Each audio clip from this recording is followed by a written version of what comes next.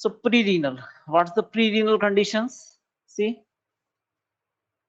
some cardiac disease during cancer, in cancer, fever, convulsion, anemia, and in any other blood disease, liver disease, protein may appear in urine. These all conditions are not related with the kidney. Pre-renal, it means kidney से पहले कोई complication है, जैसे cardiac disease, cancer हो गया किसी को, fever है, फीवर की वजह से भी कन्वर्जन, एनीमिया और other blood disease and the liver disease में भी जो है प्रोटीन यूरिन में अपीयर हो सकता है.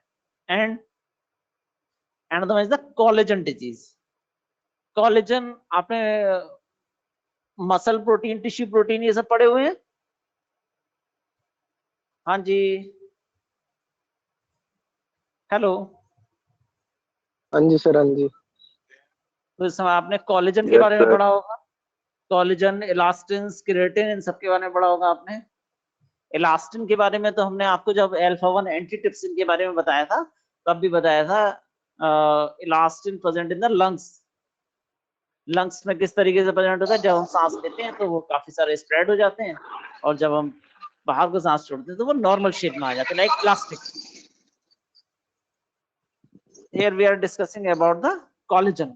So collagen की वजह से क्या क्या कॉम्प्लिकेशन हो सकते हैं, कोलेजन डिजीज क्या है, लाइक देखिए डिजीज के बारे में हम बहुत ज्यादा डिटेल में नहीं जा रहे हैं, सिर्फ आप नाम सुन लीजिए यहाँ पे, और चीजें आपकी धीरे धीरे करके अभी आप फर्स्ट ईयर में हैं और डिजीज के नाम के बारे में सुन रहे हैं, आगे आगे धीरे धीरे करके आप सबका वो सब कुछ आता जाएगा. तो कोलेजन डिजीज, और ये टॉपिक किस चैप्टर में है? ये टॉपिक किस, हाँ क्या पूछा, ये प्लाज्मा प्रोटीन अलग से दिया हुआ है, प्लाज्मा प्रोटीन्स के अंडर में चल रहा है ना सब. प्लाज्मा प्रोटीन्स खोल के देखा था आपने? ठीक है, थैंक यू सर. हाँ, और मैंने शुरू करने से भी पहले बोला था कि हम प्लाज्मा प्रोटीन्स में डिस्कस कर रहे थे, जिसमें आपको लेक्चर शुरू करने से भी पहले बताया था मैंने. यस सर, बिल्कुल. So if you have a collagen vascular disease, your immune system cause inflammation जैसे joints में inflammation हो गया, या फिर collagen disease क्या है, collagen vascular disease like lupus, scleroderma, arthritis, rheumatoid arthritis, these are more common in women than in men. So generally ये होती है 30 to this group of disease usually affect adult in their 30s and 40s age group, and after that also. Okay, so these are the some collagen related disease. आपको muscle proteins पढ़ा जाएगा, tissue proteins पढ़ाया जाएगा, वहां पे आप collagen के बारे में पढ़ेंगे स्पेशली. ओके, आपने कोलेजन का नाम तो वहां पे भी सुना होगा, जो आपको शायद प्रोटीन्स पढ़ाया गया होगा ना, तो वहां पे भी कोलेजन के बारे में थोड़ा सा पढ़ा होगा आप. So then what's the systematic lupus erythematosus, इसमें क्या क्या कॉम्प्लिकेशन हो सकते हैं. देखिए माउथ में और नोज में अल्सर हो गया, लंग्स में भी कॉम्प्लिकेशन है, kidney, blood in the urine, skin related disease, skin पे पैचेस से हो रहे हैं, red patches, heart disease, severe abdominal pain, blood. So in these conditions, these are the collagen related disease. Okay, so in that condition proteins may present in the urine. Okay, और scleroderma में जो है, अपना voice अपना mute करिए mic. Sir clear नहीं दिख रही स्लाइड, येलो कलर का है तो. येलो कलर का ये हाइड किया हुआ है.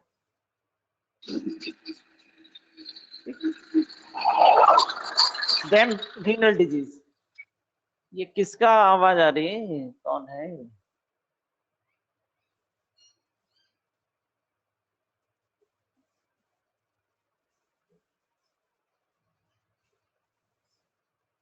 Then renal disease, that is directly related with the kidney.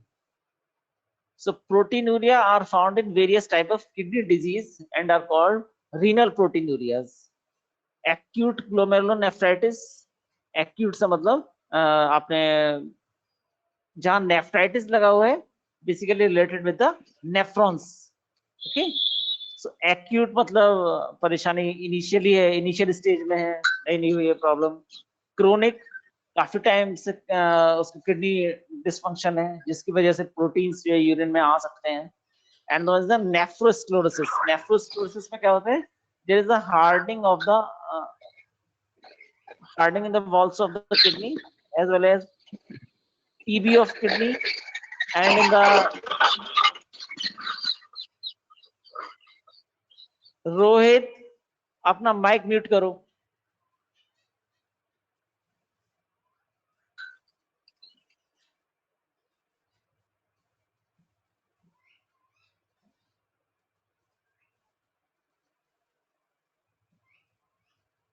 Okay, proteinuria which are found in the acute or chronic glomerulonephritis, in nephrosclerosis, TB of kidney and in the carcinoma of the kidney, kidney में TB हो गई या kidney में cancer हो गया, so in that condition proteinuria may be found there.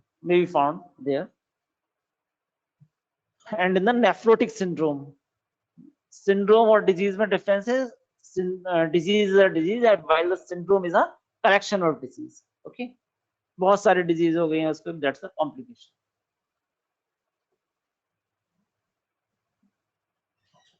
Then the nephrosclerosis, ये आया था, ये ग्रीन से जो मार्क किया हुआ है, बस आपको डिजीज के बारे में थोड़ा सा बता रहे हैं। Nephrosclerosis, there is the hardening of the walls of the small arteries and arterioles of the kidney. This condition is caused by the hypertension. Due to the increased blood pressure, there is hardening of the walls of the artery and arterioles of the kidney. Then the postrenal condition may be due to the inflammation, degenerative or traumatic lesions of the pelvis of the kidney, ureter, bladder, prostate or urethra.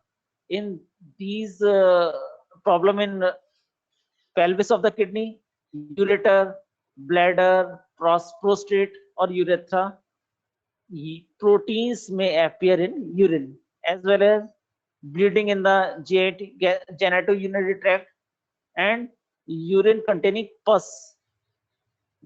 Urine में पस sales के लिए ना microscopic analysis कराते हैं, जो आप microbiology में सेकंड ईयर में पढ़ेंगे। तो उस कंडीशन में भी जो है प्रोटीन्स में अपीयर इन यूरिन, जब पस सेल्स यूरिन में आ रही हैं। और यूरिन आपको यहाँ बायोकेमिस्ट्री में भी एब्नॉर्मल यूरिन करवाएंगे और आप वहां पे भी पैथोलॉजी पढ़ेंगे इस सब के बारे में, यूरिन के बारे में। Okay, so these are the pre-renal, renal and post-renal condition when proteins may present in the urine. और प्रोटीन्स प्रेजेंट होगी तो कौन सी होगी, एल्बुमिन होने के चांसेस ज्यादा हैं, ग्लोबुलिन के चांसेस नहीं है, क्योंकि एल्बुमिन का साइज छोटा होता है और कंसंट्रेशन ज्यादा होती है, जबकि ग्लोबुलिन का कंसंट्रेशन कम होती है और साइज बड़ा होता है, इस वजह से ग्लोबुलिन जो है वो पास नहीं हो पाता। ओके, देन प्लाज्मा प्रोटीन्स में एक आया था इम्यूनोग्लोबुलिन्स के बारे में। इम्यूनोग्लोबुलिन्स अलग से भी आ जाता है एग्जाम में, तो इम्यूनोग्लोबुलिन्स पे हम अलग से डिस्कस कर लेते हैं। इम्यूनोग्लोबुलिन्स के बारे में आप सभी ने इम्यूनोग्लोबुलिन्स के बारे में पढ़ा हुआ भी होगा।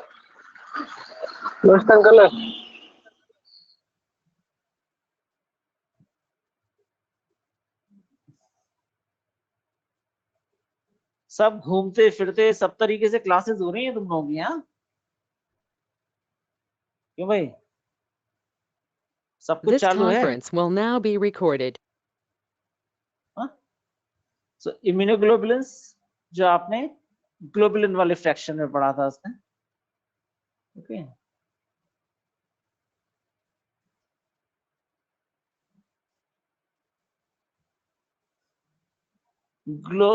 immunoglobulins, these are the bi-shape structure। और इसमें देखिए heavy chains, light chain. Immunoglobulin तो आप लोगों ने पढ़ा हुआ होगा ना? हाँ जी,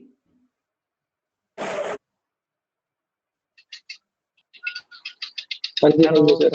हाँ जी यस सर पढ़ा हाँ है। जी हाँ जी से पढ़ा लीजिए पढ़ा सर हुआ याद है। किया यस सर पढ़ा है। ओके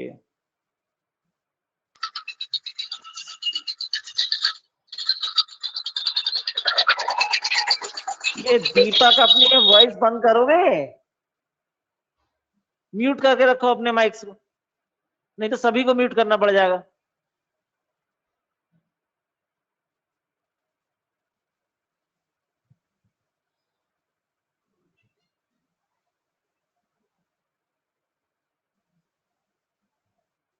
अपना माइक आप म्यूट करके रखिए, जिसको बोलना है वो बात करे, जिसको बोलना है वो ऑन करे उस टाइम पे क्लास में, और अपना आप म्यूट करके रखिए, अदरवाइज ये बार बार डिस्टर्ब करेगा।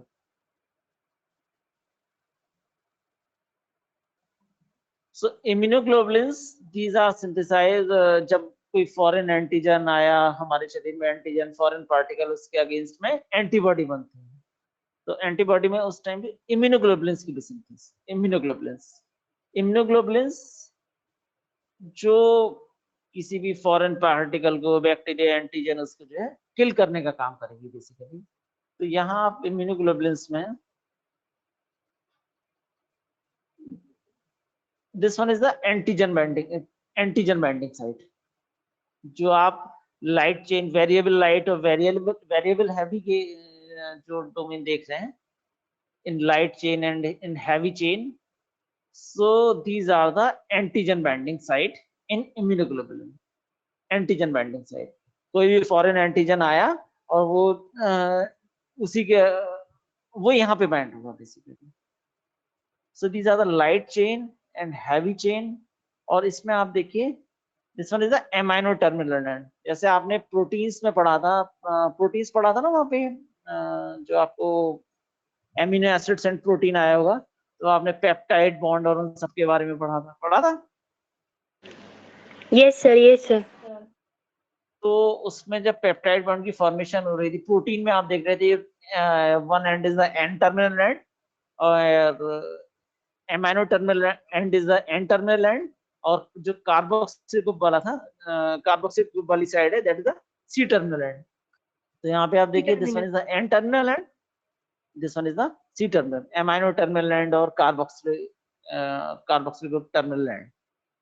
यहाँ पे आप देखिए इम्यूनोग्लोबुलिन की स्ट्रक्चर में, और एमिनो एसिड्स के बारे में बात कर लेते हैं। तो आपने एक तो पेप्टाइड बॉन्ड तो ऑब्वियसली प्रेजेंट है ये, और यहाँ पे दिस वन एसएस जो बॉन्डिंग है, ये कौन सा है, कौन सा बॉन्ड बोलते हैं इसको? Disulphide disulphide bond. Disulphide bond. ठीक है, वेरी गुड वेरी गुड। ये डाइसल्फाइड बॉन्ड किन किन एमिनो एसिड्स के बीच में बनता है? कौन से एमिनो एसिड? लाइट और हैवी चेन। ये कोई एमिनो एसिड थोड़ी ना है, लाइट और heavy chain. Sulphur containing amino acid, cysteine और मिथेनॉल, ओके, उनके बीच में बनेगा। और these are the bondings, disulphide bonds are there. और यहाँ पे देखिए, this one is the hinge region. Hinge region है जहां पे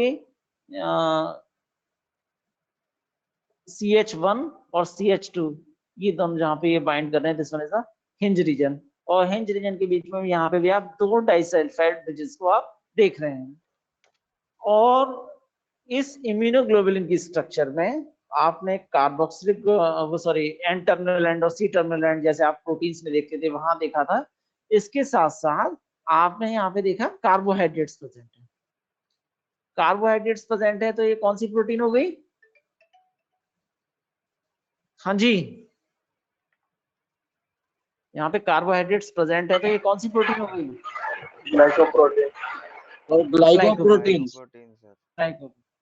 तो इम्यूनोग्लोबुलिन्स आर द ग्लाइकोप्रोटीन्स, क्योंकि यहाँ पे आप देख रहे हैं कार्बोहाइड्रेट्स भी प्रेजेंट है। ओके, अब इसमें जो इम्यूनोग्लोबुलिन्स में, this is the light chain and this one is the heavy chain, this one is the heavy chain. तो जहां पे वेरिएबल हैवी और वेरिएबल लाइट वाला जो एमाइनो टर्मिनल वाला रीजन है, that is involve in the antigen binding site. Antigen कहाँ bind होता है? इस साइड, एमाइनो टर्मिनल एंड पे। ओके, और यहाँ पे ये जो एंटीजन बाइंडिंग साइट है, इसका जो दो एफ ए बी,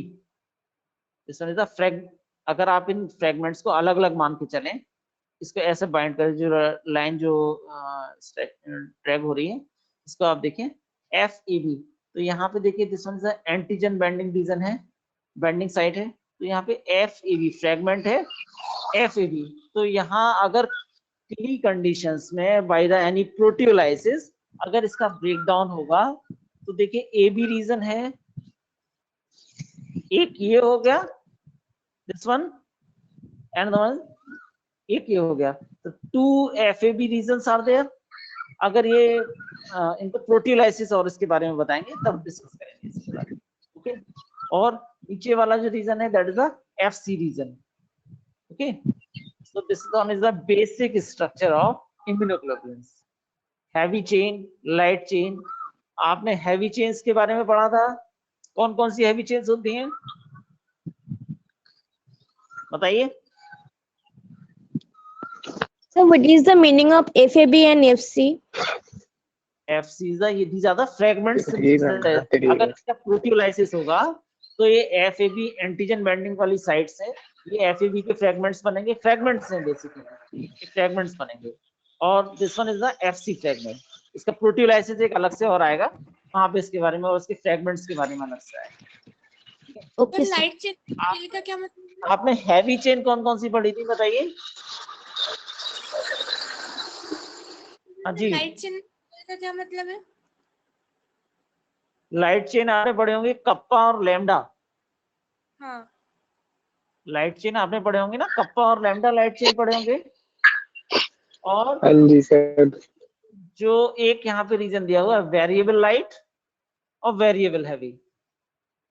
तो जो वेरिएबल लाइट और वेरिएबल हैवी है, फर्स्ट ऑफ ऑल जो VL जो लिखा हुआ है आप ऐसे समझिए, वेरिएबल हैवी और वेरिएबल लाइट। तो ये रीजन के जो टर्मिनल एमिनो एसिड्स हैं ये वेरी करते रहते हैं, इसी वजह से इनका नाम आप वेरिएबल लाइट और वेरिएबल हैवी है, VL और VH। अब ये बाइंड कर रहे हैं बेसिकली एमिनो एंटीजन के साथ में। एंटीजन का अगर स्ट्रक्चर आप देखें तो हर एक एंटीजन का स्ट्रक्चर डिफरेंट हो सकता है।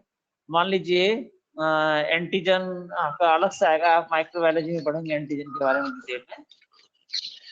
किसी एंटीजन में मान लीजिए एंटीजन प्रोटीन भी हो सकता है, एंटीजन में कुछ अमाउंट में कार्बोहाइड्रेट भी हो सकता है, सम अमाउंट लिटिल बिट। तो अगर एक एंटीजन में 200 एमिनो एसिड्स हैं, ध्यान से सुनिएगा, क्या हुआ, वो आया नहीं क्या? ये म्यूट कर लोगे अपने आप को? नहीं, ये सबको बंद करना पड़ेगा। क्यों भाई?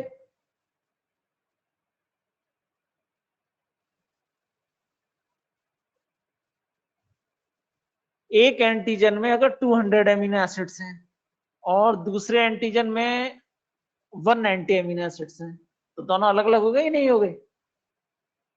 तो दोनों के लिए किन्हीं कंडीशन में अलग अलग एंटीबॉडी भी चाहिए जो उसको डिस्ट्रॉय कर सके।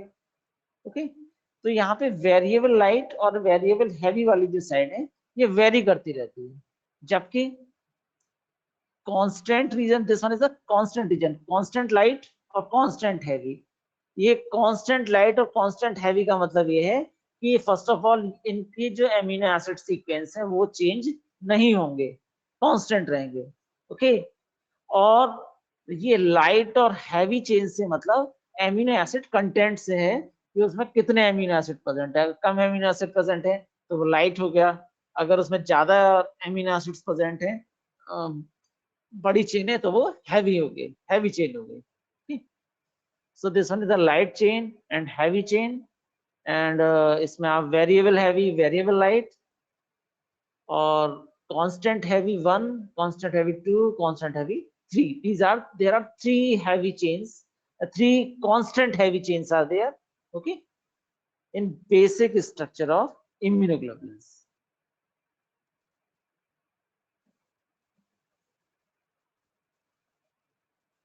Okay. Sir, types So of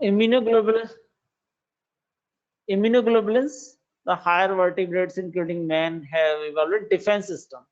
तो अगर कोई भी फॉरेन पार्टिकल, कोई भी एंटीजन अगर हमारे शरीर में कैसे भी एंटर कर रहा है, तो उसको किल करने के लिए हमारे शरीर में जो है एंटीबॉडी बनेगी, एंटीबॉडी बनेगी, या और जो डिफेंस सिस्टम बेसिकली रहेगा।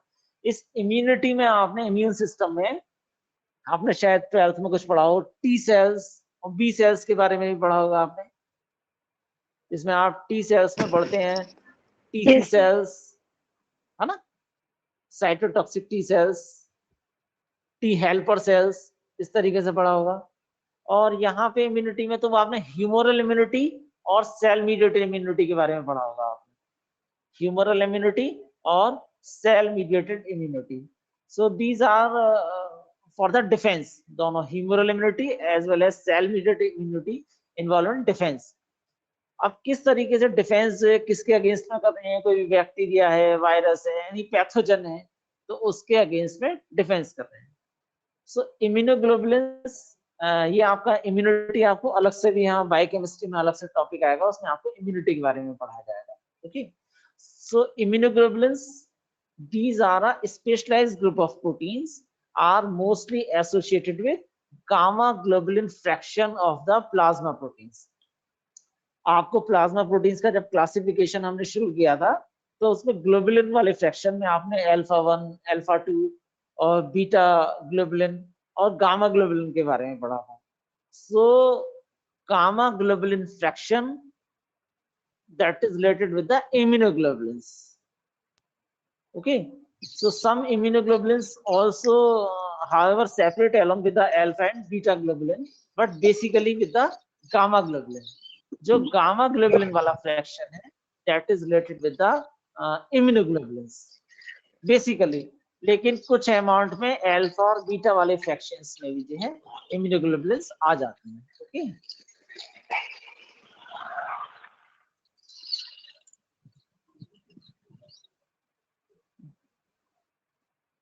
सो जैसा आपको बताया कि वैसे बेसिकली गामा ग्लोबुलिन वाले फ्रैक्शन में आ जाते हैं, लेकिन कुछ अमाउंट में अल्फा और बीटा के साथ भी सेपरेट हो जाते हैं। तो इसीलिए आप ऐसा मान के मत चलिए कि गामा ग्लोबुलिन और immunoglobulins, these both are the synonyms. Immunoglobulin is a functional term, while gamma globulin is a physical term related with the immunoglobulins. Okay.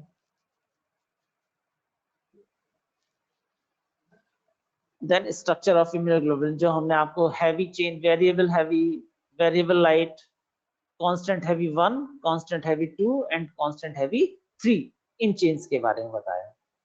So all the immunoglobulin molecule basically consist of the identical heavy chain and the identical light chain.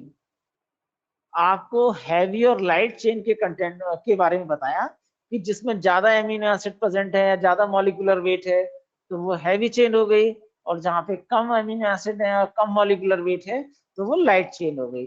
तो heavy chain molecular weight is about 53,000 to 75,000 and it contain about 450 amino acid, while light chain it contain its molecular weight is 23,000 and amino acids about 212 amino acids are present in light chain. Okay, और light chain ये किसके द्वारा जुड़ी हुई है, held together by the disulphide linkage and some non covalent interaction also joint these chains heavy और light chain. और disulphide linkage के बारे में आपको बताया, डाइसल्फाइड लिंकेज या डाइसल्फाइड ब्रिजेस जो बनेंगे वो बनेंगे जो सल्फर कंटेनिंग एमिनो एसिड्स होंगे उनके बीच में। सल्फर कंटेनिंग एमिनो एसिड्स आपने पढ़े हुए हैं, cysteine and methionine. Okay, so thus immunoglobulin is a bi-shaped tetramer, okay, heavy chain and the light chain। और इम्यूनोग्लोबुलिन में आपने कार्बोहाइड्रेट का कंटेंट देखा था, तो इस वजह से इम्यूनोग्लोबुलिन कैसी प्रोटीन हो गई, glycoproteins. Immunoglobulins are the glycoprotein because some amount of carbohydrates are also present there. Okay. So each chain, a constant and variable region of this chain, each chain, light or heavy of immunoglobulin, has two regions, namely the constant and the variable region.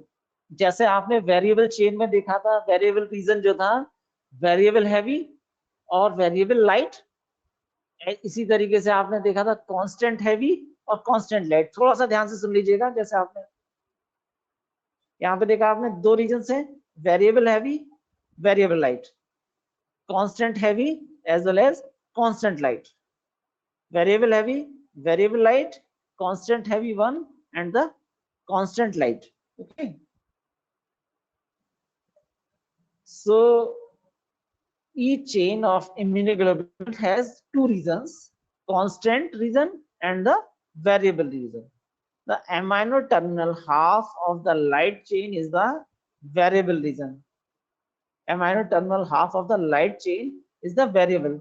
जो आपने ऊपर वाला देखा था amino terminal half, amino terminal end का half जो region था, that is the variable region.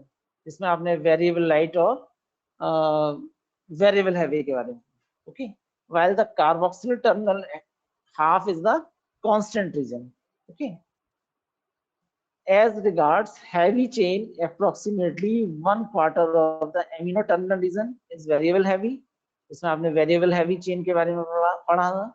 While the remaining 3/4 is the constant heavy 1, constant heavy 2, constant heavy 3. जो आपने पढ़े यहाँ पे, this one. Constant heavy 1, constant heavy 2 and constant heavy 3. Okay.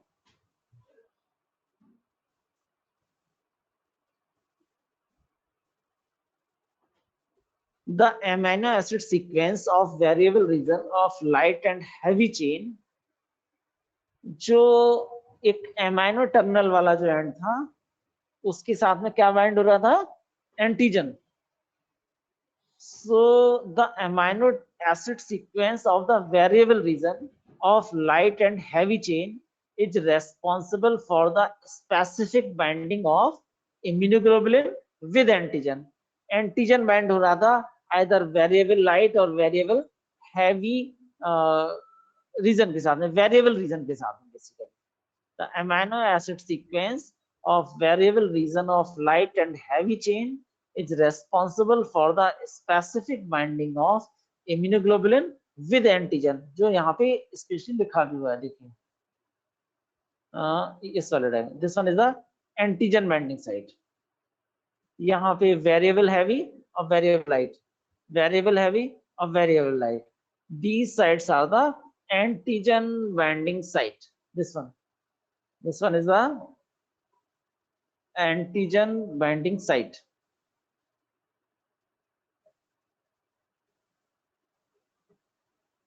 This one is the antigen binding site. यहाँ पे this one.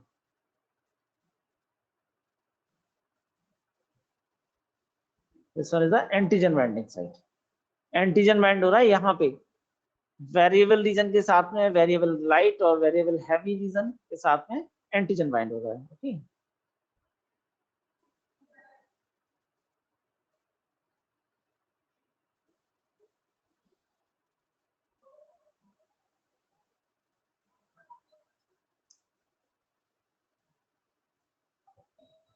देखिए, अगर exam में इम्यूनोग्लोबुलिन आता है, स्ट्रक्चरली हमें आपको एक्सप्लेन करने की जरूरत है और मार्क्स के अकॉर्डिंग आपको काम करना है. अगर मान लीजिए इम्यूनोग्लोबुलिन 2 मार्क्स में आया, तो आपने सिंपल सा ये बाई शेप स्ट्रक्चर बना दिया. 2 मार्क्स में बहुत ज्यादा फेयर नहीं, रफ 2 मार्क्स के अकॉर्डिंग. अगर 5 मार्क्स में आता है तो बिल्कुल आपने फेयर डायग्राम बनाया इसका अच्छा सा. और इसके साथ साथ इसकी लाइट चेन और हैवी चेन के बेसिस पे आपने, इसके हैवी चेन के बेस पे आपने इम्यूनोग्लोबुलिन के 5 टाइप्स आपने पढ़े होंगे. तो 5 टाइप्स के बारे में आपने लिखा, तो आपका काम बनता चला जाएगा. यहाँ आप देखिए, इसके बारे में बात करते हैं. इसमें प्रोटियोलाइटिक क्लीवेज, चलो इसके बाद में देखेंगे, पहले इसको देखिए. Human have 5 classes of immunoglobulins: IgG, IgA, IgM, IgD, and IgE. There are 5 class of immunoglobulins. तो ये जो 5 क्लासेस हैं immunoglobulins की, ये बने which depends on the heavy chain. कौन सी heavy chain immunoglobulin में present है, उसके बेसिस पे वो 5 classes immunoglobulin की वो synthesize हो रही है, वो बन रही है. See, this one is the immunoglobulin classes and this one is the types of heavy chains. IgG immunoglobulin which contain the gamma types of heavy chain. IgG contain the gamma type of the heavy chain, while the IgA which contain the alpha type of heavy chain, while the IgM which contain the mu types of the heavy chain, and IgD which contain the delta type of heavy chain, and IgE which contain the epsilon type of the heavy chain. तो ध्यान रखिए immunoglobulins की जो 5 classes जो synthesise हो रही है, 5 classes जो 5 टाइप्स बन रहे हैं इम्यूनोग्लोबुलिन्स के, वो बन रहे हैं उसमें उस इम्यूनोग्लोबुलिन में कौन सी हैवी चेन प्रेजेंट है. अगर हैवी चेन गामा प्रेजेंट है तो क्या IgG इम्यूनोग्लोबुलिन, अगर हैवी चेन अल्फा प्रेजेंट है तो that is the IgA, if heavy chain present is the mu immunoglobulin is the IgM, if heavy chain is the delta that is the IgD, if heavy chain is epsilon it forms the IgE class of the immunoglobulins. So basically it depends on the heavy chain. There are 5 classes of immunoglobulins. Okay. And light chain, there are kappa and lambda are the light chain present in the immunoglobulins. Okay.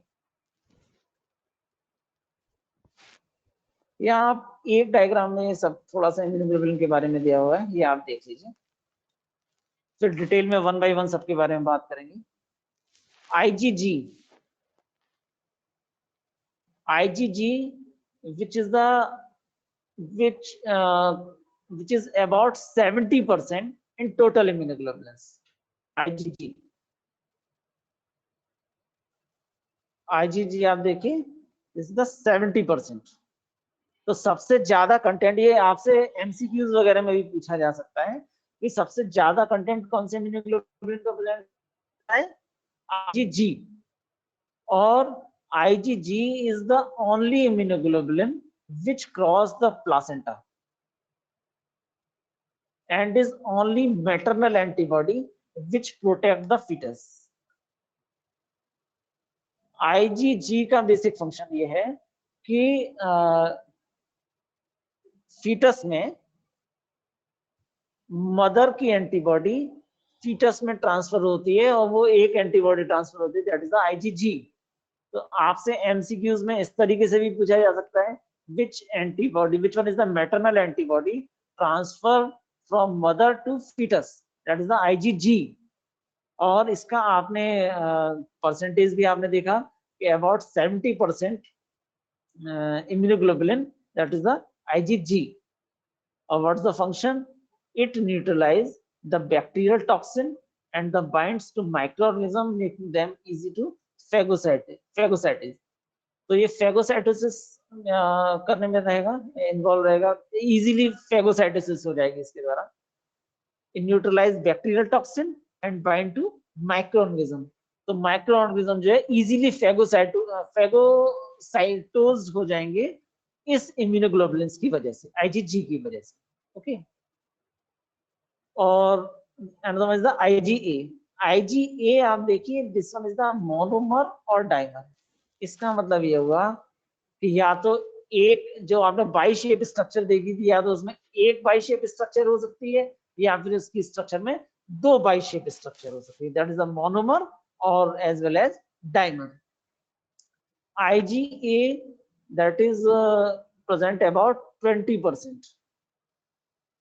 20% IgA present in serum.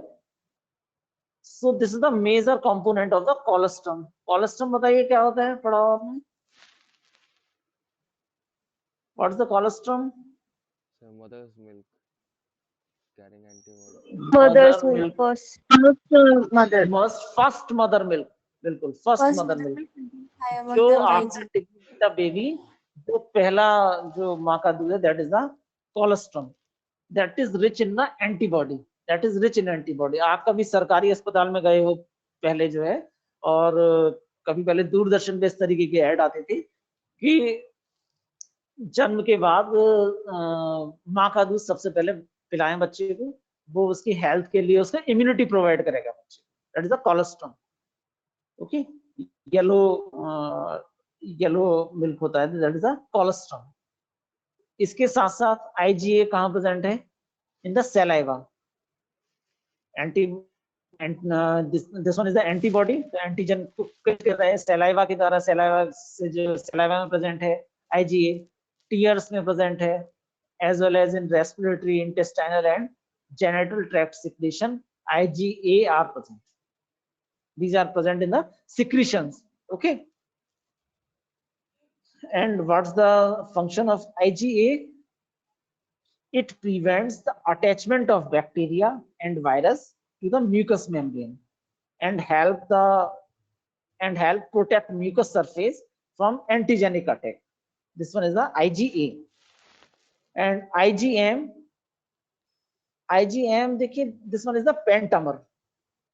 IgM जो है इसमें pentamer होगा. इसका मतलब जो आपने by shape structure देखी थी, 5 by shape structure combined together by the J chain. J chain आप पढ़ते हैं जॉइंट.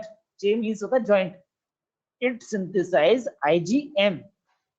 IgM is pentamer. इसकी कंसंट्रेशन कितनी होती है? That is about 8 to 10%. This is main antibody in the primary response to an antigen, and it is produced by the fetus. IgM is produced by the fetus.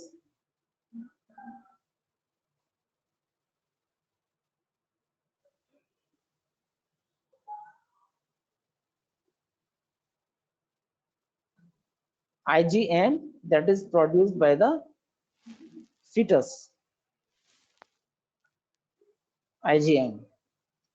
और ये भी क्या है, किसमें इन्वॉल्व है?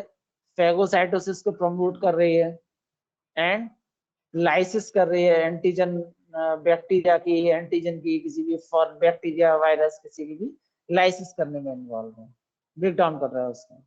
And antigenic receptors on the surface of the B lymphocytes. आपने B cells पढ़े होंगे, आपने लिम्फोसाइट्स पढ़ेंगे ना, B lymphocytes as well as आपने टी सेल्स के, बी सेल्स और टी सेल्स के बारे में पढ़ा होगा. तो B lymphocytes, antigen receptors on the surface of the B lymphocytes. Okay, जो आप फिजियोलॉजी में इन सब के बारे में पढ़ेंगे, इसके बारे में. आईजीडी. आईजीडी ये भी मोनोमर होता है और इसकी concentration about less than 1%. Okay, this one is a labile molecule and may function as antigen receptor. No known antibody function of the IgD. No known function of the IgD. इसके बाद आते हैं IgE पे. IgE का main function है hyper sensitivity.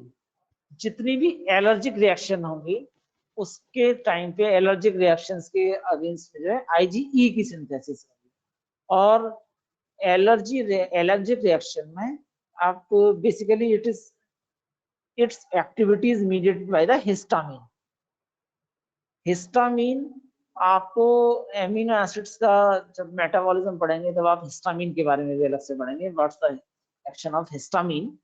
तो IgE that is synthesized during allergic reactions, anti-parasitic reaction. तो आपको ये हाइपर सेंसिटिविटी आप पढ़ेंगे, hyper sensitivity type 1, type 2, type 3, इस तरीके से हाइपर सेंसिटिविटी आप रिएक्शंस पढ़ेंगे which causing the release of the histamine. और हिस्टामिन जब सिक्रीट होगा तो ये हिस्टामिन के एक्शन के द्वारा सिंथेसिस होगी IgE की. IgE. These are synthesized in hypersensitivity reactions. Good morning sir. Good morning, good morning. कौन आया भाई आप गुड मॉर्निंग करने के लिए? Sir good morning good morning. Sir. 43%। तो हमने पूछा आपसे परसेंट के बारे में, आप आके जो है हाँ बता दिया सर। मतलब वैसे ही आप जब आ रहे हैं तभी आपकी परसेंट लगने चालू हो गई। सर क्या करें सर, नेट ही नहीं चल रहा था सर सुबह से। हाँ सर नेट नहीं चल रहा था सर, इशू थे सर। नेट शर्मा जी, आप बीच में एंटर कर रहे हैं तो पहले बातों को सुने और उसके बाद बीच में इंटरफेयर ना करें। Okay sir. ठीक है? और ये क्या आपने वो डाल रखा है आपने? अपना नाम सही करिए इसमें। Okay sir. Sir change sir. हाँ इसमें नाम सही करिए, आपने क्या क्या लिख के रखा हुआ है इसमें। क्या रोल नंबर तुम्हारा? सर 43। 43। एकांत भार्गव, और ये लिख के रखा है तुमने इसमें अपना? क्यों भाई? अपना नाम डालिए प्रॉपर इसमें। क्या तरीका है तुम लोगों का ये? कुछ भी चल रहा है? सर कोरोना चल रहा है सर, कोरोना।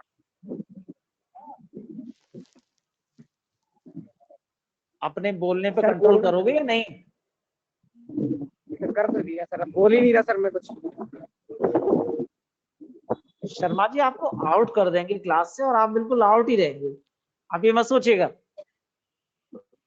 ओके बातों को जबरदस्ती बोले जा सर, रहे नहीं हो। कर।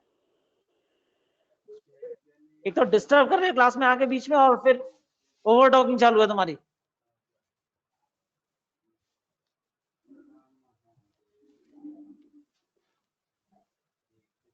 क्या पता नहीं क्या बोलने के तरीके हैं, घर पे भी ऐसे रहते हो?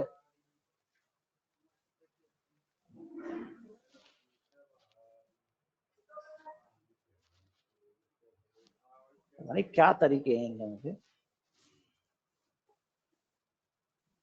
सर ये एकांत नहीं था, ये किसी ने फेक आईडी बनाई हुई है उसकी, उसके रोल नंबर की। आउटसाइडर है सर। आउटसाइडर ये इतना बोले जा रहा है, ये कहाँ से आ गया? इसको किसने आईडी दी यहाँ से? आईडी थी सर ज्ञान ने उसको आईडी देने की क्या जरूरत है? वही जाने सर।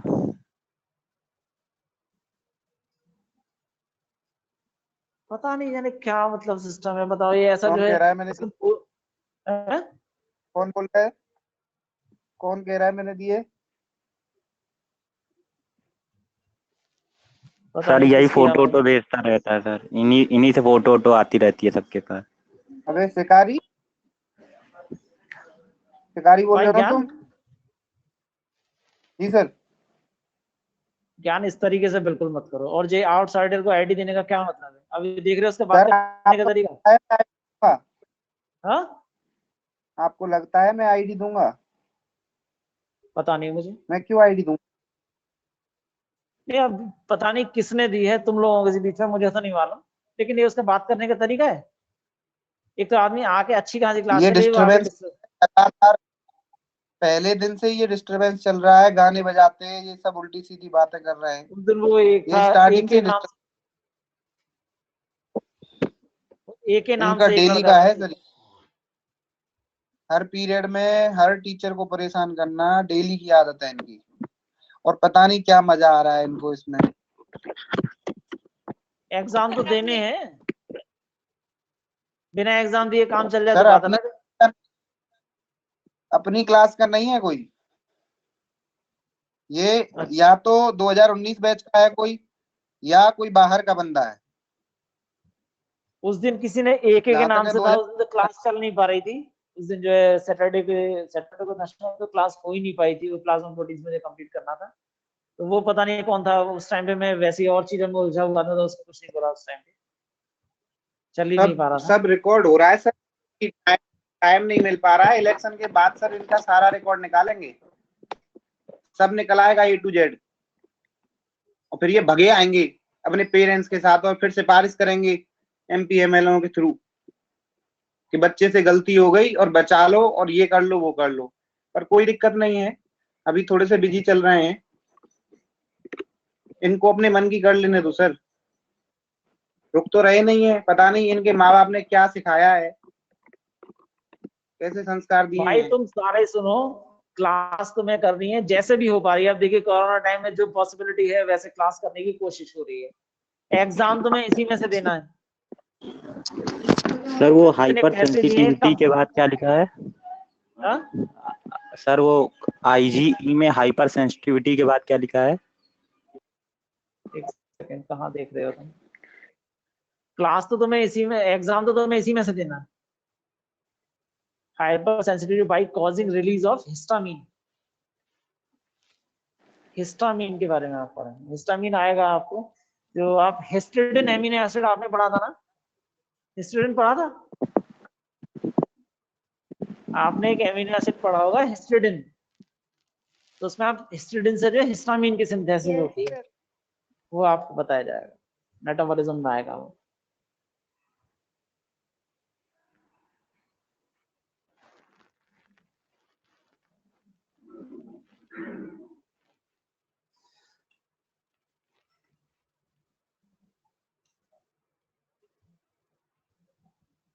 सो IgG कितना है? IgG ये सबसे स्मॉल है और इसकी कंसंट्रेशन आपको हम सारी चीजें पहले से एक्सप्लेन कर चुके हैं। IgG is a small monomeric molecule with 2 antigen binding site, जो आपको वेरिएबल लाइट और वेरिएबल हैवी जो रीजन था एमिनो टर्मिनल एंड पे, which help to bind with the antigen उसके साथ में बाइंड हो रहा है। और इसकी कंसंट्रेशन आपको बताया अबाउट 70% ऑफ टोटल इम्यूनोग्लोबुलिन्स, और ये एक अकेले इम्यूनोग्लोबुलिन है IgG which can cross the placenta। तो मदर से एंटीबॉडी जो फीटस में ट्रांसफर हो रही है by the IgG only। It is produced mainly in the secondary response and provide defense against the bacteria and virus। और triggers the foreign cell death।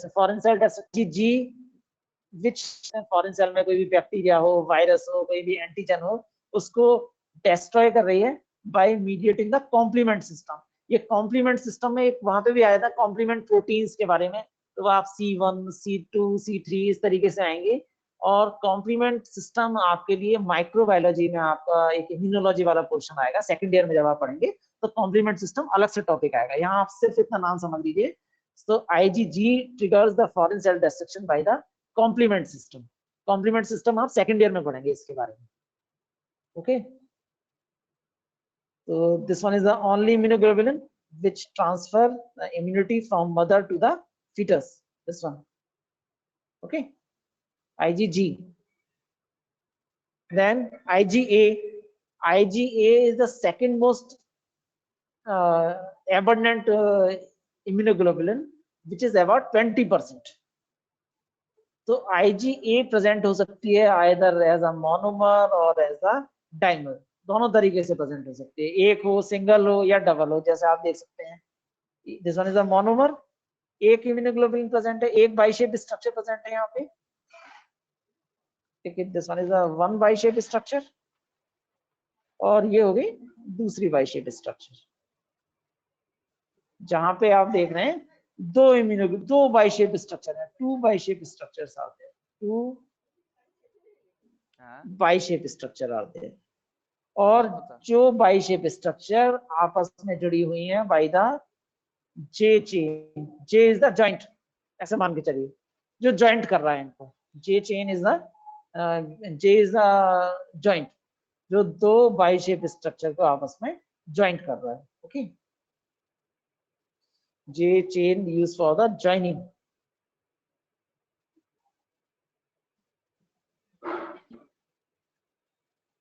IgA is on the joint chain, J chain। Okay,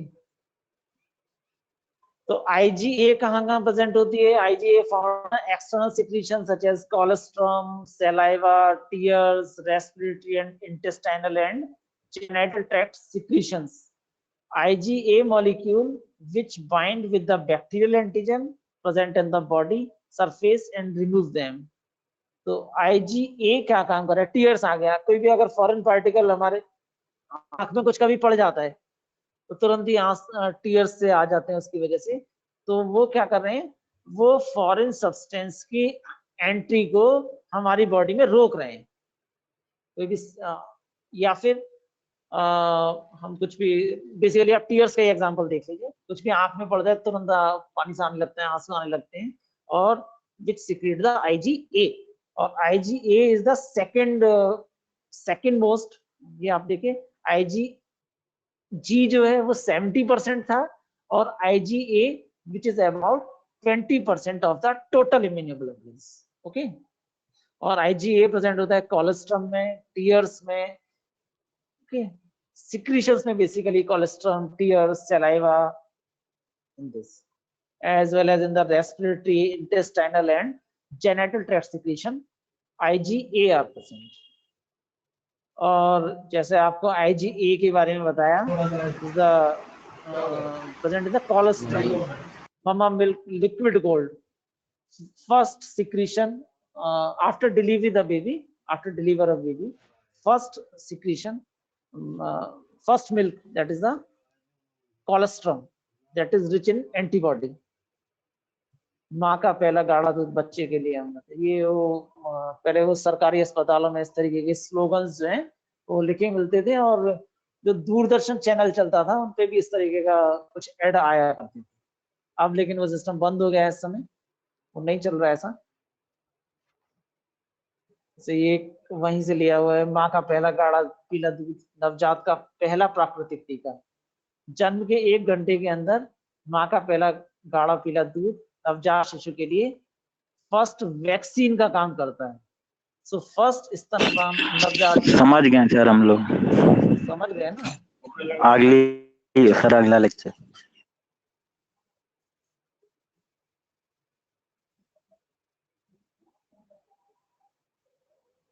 तो केवल slide पढ़नी है क्या?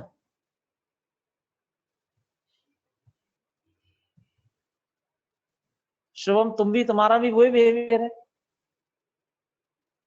क्या Shubham? Yes sir. तुम भी उसी तरीके से बिहेव कर रहे हो? No sir, no sir.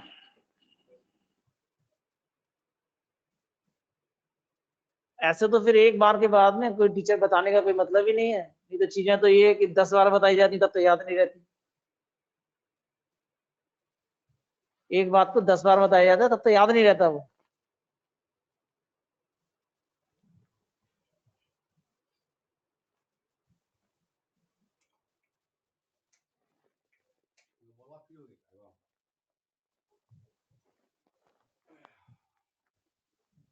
हो गया IgM, ये आपको अभी बता ही दिया था मैंने। IgM इज ए पेंटामर, यहाँ पे 5 chains which is joined by the J chain. Okay, IgM is the first antibody to be produced in the response to antigen and is important in defense against bacteria and viruses. So IgM, which is present in the surface of B lymphocytes, and these are the monomers, and it function as an antigen binding receptors. Okay. IgD, इसका कोई known function नहीं है. Like IgM, it is present on the surface of many B lymphocytes. ऐसे पढ़ना है क्या शुभम?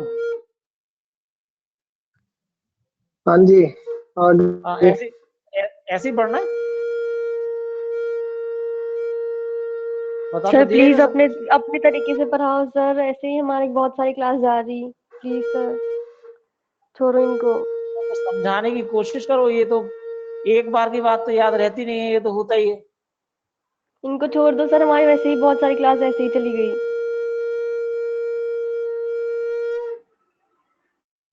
करो sir, करो, कंटिन्यू करो। Sir continue. This one is the IgD. uh, और IgE जो सिक्रीशन होगा, IgE जबकि प्रेजेंट है जबकि सबसे कम अमाउंट में, which is about 0.004%, और which secrete in normal person with allergic activities. तो कोई भी एलर्जी हो रही है किसी की वजह से, I have great increase amount, IgE responsible है for the anaphylactic reaction, anaphylactic type of hypersensitivity. किसी से भी हमें एलर्जी हो रही है तो by the immediate type of hypersensitivity IgE are synthesized. So its activity is mediated by the histamine. Histamine आपको बता दिया था, जो हिस्टिडिन आप एमिनो एसिड्स पढ़ेंगे, पढ़ा हुआ है आपने, हिस्टिडिन से हिस्टामिन की सिंथेसिस होती है. Okay, and this IgE also participate in defense against certain parasites like helminthes. Okay, and these are the anaphylactic reactions. Anaphylactic shock is a rare but severe allergic reaction that can be deadly if you don't have it right way. देखिए, conjunctiva में कुछ problem है, running nose हो गया, swelling of lips, tongues और throat, heart problem, skin में अगर कोई भी हाइव्स हो गई, इचिंग हो गई, फ्लशिंग हो गई, तो उसकी वजह से जो है these are the various anaphylactic reaction. Anaphylactic reaction. Okay. So in that condition, IgE are synthesized.